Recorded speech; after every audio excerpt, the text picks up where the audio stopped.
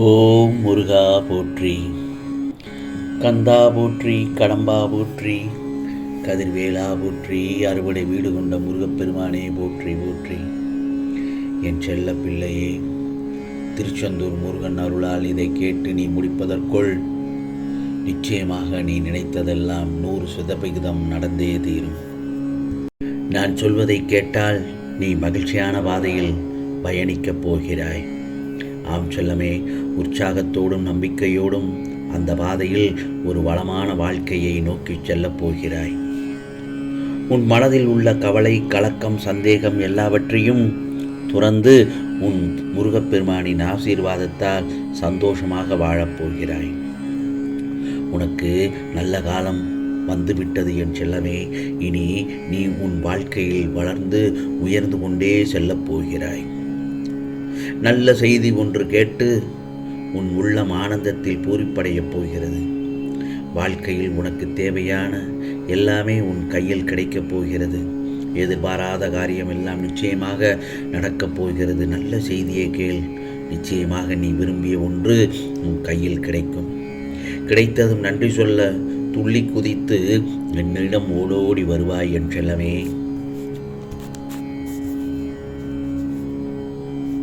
இந்த திருச்செந்தூர் முருகப்பெருமான் உனக்கானவற்றை எல்லா விஷயங்களையும் செய்து வந்து கொண்டுதானே இருக்கிறேன். பிறகு ஏன் உனக்கு எல்லாவற்றிலும் அவ்வளவு அவசரப்படுகிறாய்? நீ அவசரமாக முடிவெடுத்து விடுவதால் தான் எல்லாமே சரியற்று தலைகீழாக மாறிப்போகிறது. சற்று நிதானமாக முடிவெடுத்து ஒரு தடவைக்கு பல தடவை யோசித்து இதை செய்யலாமா கூடாதா, இவையெல்லாம் சரியாகுமா, எடுபடுமா, நடக்குமா, பொருந்தி போகுமா என்று யோசித்து செயல்படும். பிறகு இதுதான் உன் முடிவு என்று தீர்க்கமாக இருந்து செயல்படும். எப்போதும் குழப்பத்தில் இருக்கும் மனநிலை என்பது ஆபத்தானது தானே. முடிவு எடுப்பதில் குழப்பம் என்பது உனக்கு நீயே அறியாமை என்னும் வலையில் மாட்டிக்கொள்வதற்கு சமம். அது உன் மூச்சையே திணற வைக்கும். அதுபோலத்தான் நீ எப்போதும் சாந்தமாக இரு. எதற்கெடுத்தாலும் தான் கோபப்படுகிறாய் நீ. உன் எதிர்பார்ப்பு என்ற ஒன்றினால்தான் உனக்கு கோபம் வருகிறது. எதிர்பார்ப்பது எப்போதுமே சாதகமாகும் என்று சொல்ல முடியாதல்லவா? நடக்கவும் செய்யும். சில நேரங்களில் சந்தர்ப்ப சூழ்நிலையால் விதிப்படி கர்ம வினைப்படி நடக்காமல் போகலாம்.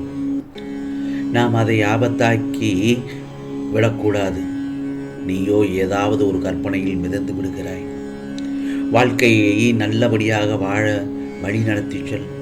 சந்தோஷத்தில் சிரிக்கிறாய், அதே நேரத்தில் கஷ்டத்திலோ நீ கலங்கி போய்விடுகிறாய். அதனால் இரண்டுமே ஒன்றாக எடுக்க பழகிக்கொள்ள வேண்டும். கஷ்டம் வந்தாலும் சகித்து கொள்ள வேண்டும். சந்தோஷம் ஏற்பட்டாலும் அதை ஏற்றுக்கொண்டு பக்குவமாக நடந்து கொள்ள வேண்டும். ஆகவே அதற்கேற்றப்போல் வாழ கற்றுக்கொள் என்றுதானே சொல்லேன். நீயே முடிவை அவசரமாக எடுக்காத. எந்த ஒரு விஷயத்திலும் எல்லா சூழல்களையும் கடந்து வருகிறாய். நீ எனக்கு நன்றாக தெரியும். அதுவும் கஷ்டம் என்று எதிலும் ஒதுங்கி போகாதே. கஷ்டத்தை கஷ்டமாக எடுக்காமல் அதை சரி பண்ணுவதற்கு நிச்சயமாக உனக்கு வழி இருக்கும். அதை மட்டும் சரியாக எடுத்து நடத்திவிடு. கஷ்டம் என்பது முதலில் கஷ்டமாகத்தான் இருக்கும். அதையே பழக பழக அந்த கஷ்டத்திலிருந்து இருக்கும் சுலபத்தை உணர ஆரம்பித்து விடுவாய். துக்கங்களும் துயரங்களுமே உன்னை சூழ்ந்திருந்த நேரத்தில் உனக்கு பெரும் அதிர்ஷ்டம் ஒன்று கிடைத்து மகிழப் போகிறாய். நீ காத்திருந்ததெல்லாம் போதும். நான் கொடுக்கும் பரிசை பெற்றுக்கொள்ள தயாராக இரு. நீ அனுபவித்த கஷ்டங்கள் எல்லாம் இப்பொழுது முடிவுக்கு வரப்போகிறது. உனக்கு பிறர் கொடுத்த தொல்லைகளில் இருந்து விடுபடப் போகிறாய். அனைத்தும் உனக்கு மகிழ்ச்சி தரும் வேலையாக மாறப்போகிறது. உன் குடும்பத்தில் இதுவரை இருந்த அனைத்து மனக்கசப்புகளும் இனிமையாக பிரதிபலிக்கப் போகிறது. உன் வாழ்க்கை வசந்தம் நிறைந்த சோலைவனமாக மாறப்போகிறது. ஆம் செல்லமே, நீ செல்லும் பாதை எல்லாம் வெற்றி பாதைதான். என் கரங்களை நீட்டி உன்னை சுற்றி உள்ள இக்கட்டில் இருந்து விடுபட வைத்து விடுவேன். உன் வாழ்க்கையில் இதுவரை கடந்து வந்த இன்னல்கள் எல்லாம் ஒவ்வொன்றாக அழியப் போகிறது. நன்மைகள் உன்னை நோக்கி வந்து கொண்டிருக்கிறது. உனது கஷ்டத்தை என்மேல் போட்டுவிடு. உன் பாரத்தை என்மேல் போட்டுவிடு. நிச்சயமாக வரும் நல்ல நாளில் உனக்கு கிடைக்கப் போகும் பரிசு மிகவும் நல்ல பரிசு. எதிர்பார்த்து காத்திரு. ஆம் செல்லமே, நீ வாழ்க்கையில் சிரித்தாலும் அழுதாலும் அது உனக்காக நிர்ணயிக்கப்பட்ட கர்மாதான். உனக்கு அதற்கான தைரியத்தை நான் கொடுப்பேன்.